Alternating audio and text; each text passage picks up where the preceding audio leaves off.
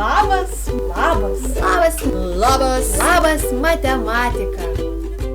Sveiki mažieji ir didieji mūsų draugai, nekantruoliai, išdykėliai ir rimtuoliai. Per savaitę mudvi su Ieva jūsų taip pasiilgome, kad rodos iš to ilgesio galėtume 3 kartus apibėgti visą žemės rutulį.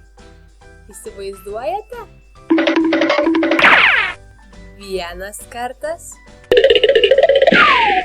2 kartai ir 3 kartai. Štai kiek energijos sukaupėme per savaitę, kol jūs mūsų negirdėjote. Na, o kas įsijungė mus pirmą kartą, primenu, jog su jumis sveikinasi Pleputė Lina ir smalsutė Ieva, bei laidelė Labas matematika. labas, labas, Labas, labas, labas matematika. Tad ar laukite 3-osios Labas matematika laidelės? Ar nepamiršote ilgaūsio vienetuko? Nagi, noriu patikrinti jūsų atmintį. Tad visi kartu iškeliame vieną rankytę į viršų ir garsiai sakome: viena rankytė. Dabar ištiesiame kojytę į priekį ir sakome: viena kojytė. Nagi, pabandome. Iškeliame rankytę. Taip, visi. Viena rankytė. O dabar ištiesiame kojytę. Viena kojytė. Valio. Paplojame patys savo. Tačiau, kaip žinia, mes ne po vieną rankytę ir kojytę turime, ar ne? O taip, mes turime 2 rankytes ir 2 kojytes. Kaip puiku! Būtent šiandien keliausime į Madam matematikos miestelį ir susipažinsime su dvejetuku. Jūs pasiruošę? Aha. Bet yra viena problema. Keliauti į Madam matematikos miestelį mes negalime tol, kol nepasakėme burtažodžio. Jis labai paprastas. Kas po praeitos savaitės jo nepamena, aš tuojaus priminsiu, o kas nežino, visus išmokinsiu. Tai reikia tik 2 kartus suploti, tada 2 kartus sutrepsėti ir garsiai sakyti: Labas matematika! Nagi, pabandome visi kartu. Plojame, trepsime ir sakome: Labas matematika! Dar atrodo, ne visi vaikučiai sakė burtažodį. Nagi, dar kartą. Plojame, trepsime ir sakome: Labas matematika! labas, labas, Labas, labas, labas matematika.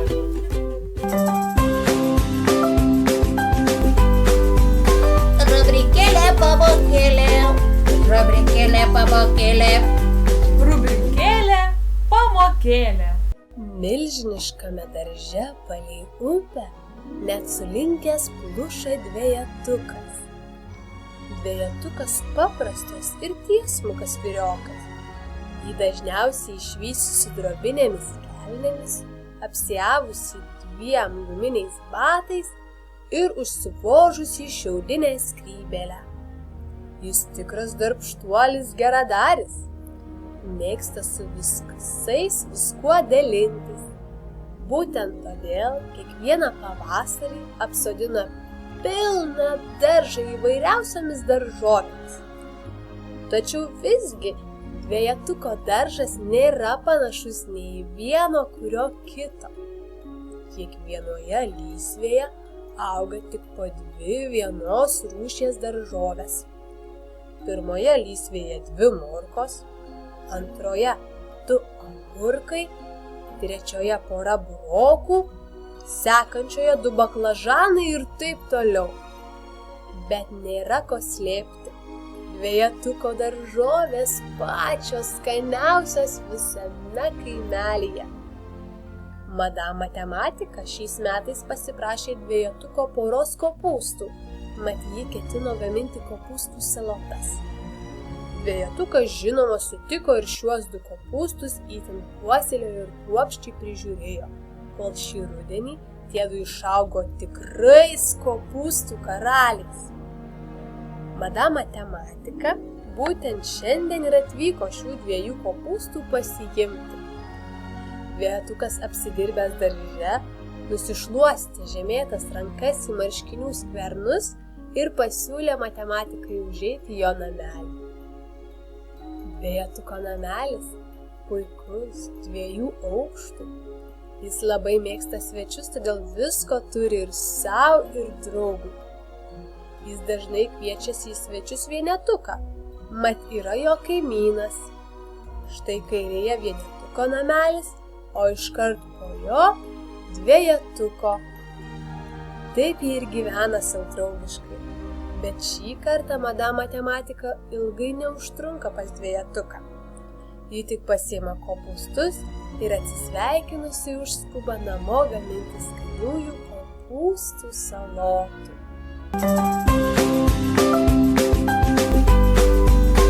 Rubrikėlė pamokėlė, rubrikėlė pamokėlė. Rubrikėlė pamokėlė. Tai štai koks tas mūsų darbštuoliukas dvejetukas. Gyvena iškart už vienetuko, augina daržoves ir jį visi vadina lyginiu skaičiumi, mat jis mėgsta dalintis. Tad vaikai, ar dabar atsiminsite, jog antrasis skaičius yra dvejetas? Pabandome skaičiuoti nuo pradžių. Ilgaūsis 1 ir ūkininkas 2. Dabar visi kartu skaičiuojame garsiai. 1, 2. Pabandome įsivaizduoti gražų ir skanų kopūstą, kurį mama tuojaus ketina supjaustyti ir dėti į salotas. Padedame šį kopūstą ant stalo. Štai čia prieš mus 1 kopūstas, o jei šalia jo padedame dar vieną tokį patį kopūstą. Jau 2 kopūstai. Taip pat yra ir su rankytėmis. Iškeliame vieną rankytę. Štai ji viena. Iškeliame ir kitą rankytę. Štai jau 2 rankytės ore. O kas eina po dvejetuko? Ogi 3. Bet apie trejetukę pakalbėsime kitą kartą. Tad dabar, kad būtų lengviau įsiminti dvejetuką, pasiklausykime Kosto Kubilinsko eilėraštuko apie dvejetuką. Mano batai buvo 2. Vienas dingo, nerandu. Aš su vienu bateliu niekur eiti negaliu. 2 rankytės ieško bato. 2 akytės jį pamato. Aš apsiausiu batukus ir keliausiu pas vaikus. Va mergytės ir berniukai, 2 kojytės, 2 batukai. Rimti dėdės ir tetos. Pitagoras. Prieš savaitę kalbėjome apie pirmąjį matematiką Talį. Jis buvo visų galų meistras ir žvaigždes tyrinėjo, ir apskritimus brėžinėjo. Bet kai kurie rimti dėdės turbūt supyktų, kad mes jį pavadinome pirmuoju matematiku. Sakytų, Pitagoras, tai jis pirmasis matematikas. Matematikai nesutarė, ar Talis, ar Pitagoras yra pirmasis matematikas. Tad šiandien susibičiuliausime su Pitagoru. Pitagoras gimė apie 570 metus prieš Kristų. Jis pirmasis, kuris sugalvojo išmatuoti garsus. Jis rado ryšį tarp natų ir trupmenų. Pitagoras teigia, kad visos planetos skleidžia savo garsus, o visi šie garsai susilieja į muziką, kurią žmonės gali pasitreniravę išgirsti. Pitagoras teigia, kad skaičius yra visų daiktų esmė. Žinomiausias ir svarbiausias Pitagoro pasiekimas įrodyta Pitagoro teorema.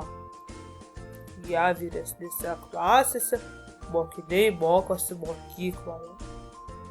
Pasakojama, kad įrodė šią teoremą, Pitagoras taip džiaugiasi, kad dievams paaukojo net 100 jaučių. O matematika ir muzika dabar taip pat yra siejamos. Galima net matematiškai rasti gražios muzikos savybės. Tad pasiklausykime muzikos. Rimti dėdės ir tetos.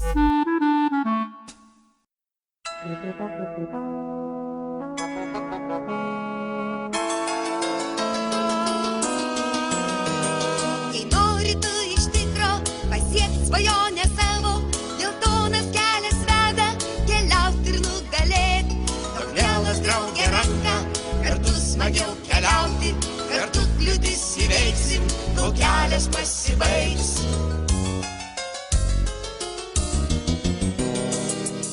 Geltonų plytų kelias, kiekvienam nutiestas į svajonių miestą, kur smaragdai žėri. Eik į juo nesustoti, kelio galą priėjęs, tu draugus pažinsi, kur smaragdai žėri. Reikia proto šiaudiniai galiausiai, geležiniam medkirčiui širdies. Nori būti drąsus, bailusis liūtas. ir mergaitė ieško namų. Geltonų plytų kelias, kiekvienam nutiestas į svajonių miestą, kur smaragdai žėri. Eik į juo nesustoti, kelio galą priėjęs, tu draugus pažinsi, kur smaragdai žėri.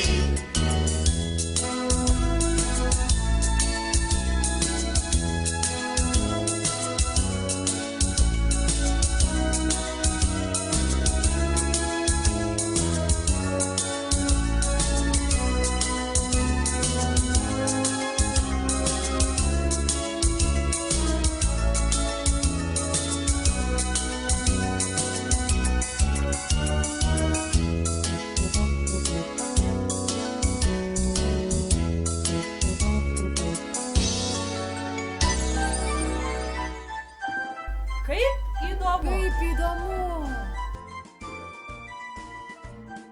Geri darbai. Yra tokia lietuvių patarlė. Už gerą geru, už blogą blogu. Tad įsivaizduokime, jog visada, kai mes ką nors gero padarome kitiems, šie taip pat stengiasi ką nors gero nuveikti.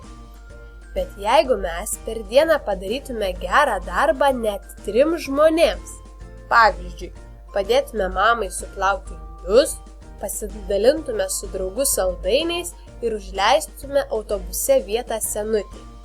Šie 3 žmonės, mama, draugas ir senutė, dienos bėgyje taip pat padarytų po 3 gerus darbus 3 žmonėms.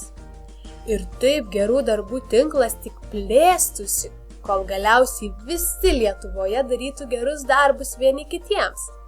Po kiek laiko gerus darbus jau darytų ir kaimynai Latviai ir Lenkai, kol gerais darbais labai greitai užsikrėstų viso pasaulio žmonės. Tai nutiktų, nes kai dauginame skaičius, jie itin greit didėja. Kaip ir dabar, vienas laimingas žmogus padaro 3 žmonėms gerus darbus. Jau 4 žmonės laimingi. Šie 3 žmonės padaro dar po 3 gerus darbus. Tai reiškia, kad jie kartu padarė net 9 gerus darbus ir iš viso yra jau 13 laimingų žmonių. Naujai tapę laimingais 9 žmonės vėl padaro po 3 gerus darbus ir iš viso jie padaro net 27 gerus darbus. Iš viso jau laimingi yra net 40 žmonių. Tokiais žingsneliais keliaujant labai greit visi taps laimingi. O viskas prasidėjo tik nuo vieno laiminguolio. Ne veltui sakoma, jog geras pavyzdys užkrečia, o matematikos dėka mes matome, kaip greitai galime užsikrėsti gerų darbų epidemiją. Nebijokite šios ligos ir darykite gerus darbus kasdieną ir pamatysite, jog taip gyventi yra kur kas smagiau. Karalius ir šachmatai. Sklinda tokia legenda. Seniai vienas indų išminčius išmokė savo karalių žaisti šachmatais. Valdovas taip apsidžiaugė, kad pažadėjo išminčiui duosiąs, ko tik jo širdis geidžia. Išminčius paprašė labai paprasto dalyko, kad karalius jam atsilygintų grūdais. Už pirmą šachmatų lentos langelį 1 grūdą, 2 už antrąjį, 4 už trečiąjį, 8 už ketvirtąjį ir taip visus 64 langelius. Karalius išgirdęs tokį kuklų prašymą, tik juokėsi ir kvatojo. Galėjo išminčius ir ko nors daugiau įsigeisti. Bet kai karaliaus iždininkas pradėjo skaičiuoti, karaliui pasidarė baugu. O kai iždininkas baigė skaičiuoti, karalius susiėmė už galvos. Jis neišsimokės. Karalius turėjo išminčiui duoti neįsivaizduojama daugybė grūdų. Žymiai daugiau nei telpa kokiame nors maiše.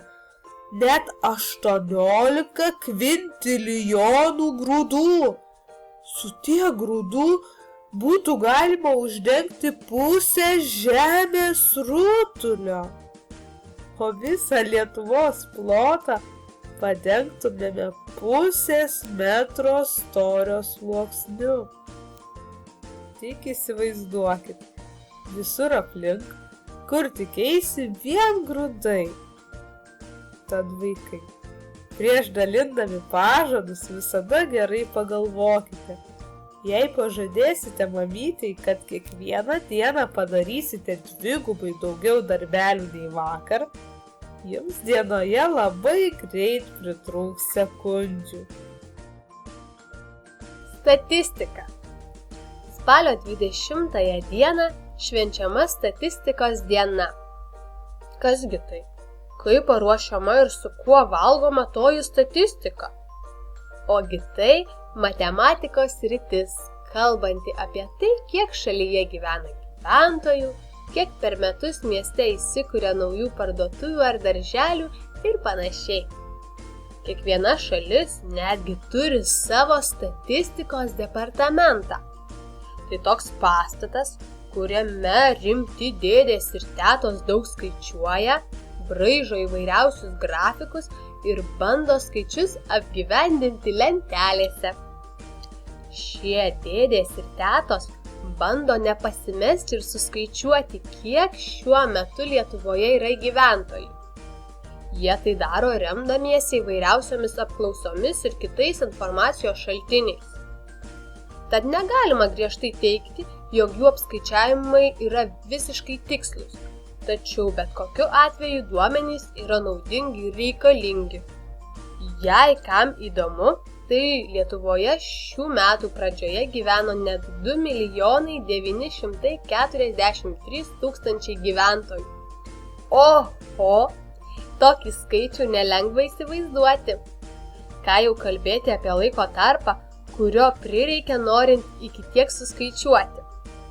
Gerai, kad šiais laikais didelį darbą už žmogų atlieka kompiuteris. Tačiau vis tiek darbas statistikos departamente yra itin kruopštus ir atsakingas. Tad jeigu tu mėgsti skaičiuoti savo batus ar pirštines ir tvarkingai susidėti juos į lentynas, galbūt užaugęs norėsi dirbti statistikos departamente. Ir tuomet spalio 20 dieną švęsi statistikos dieną. Matematika vyresniems. Skaičių lyginumas. Skaičiai, kuriais skaičiuojame daiktus, vadinami natūraliaisiais. Vieni matematikai prie natūraliųjų skaičių priskiria ir nulį. Kiti mažiausiu natūraliuoju skaičiumi laiko vienetą. Visi natūralieji skaičiai skirstomi į lyginius ir nelyginius. Lyginiai skaičiai tie, kurie dalinasi iš dviejų. 2, 4, 6, 8 ir taip toliau. Nelyginiai skaičiai visi kiti.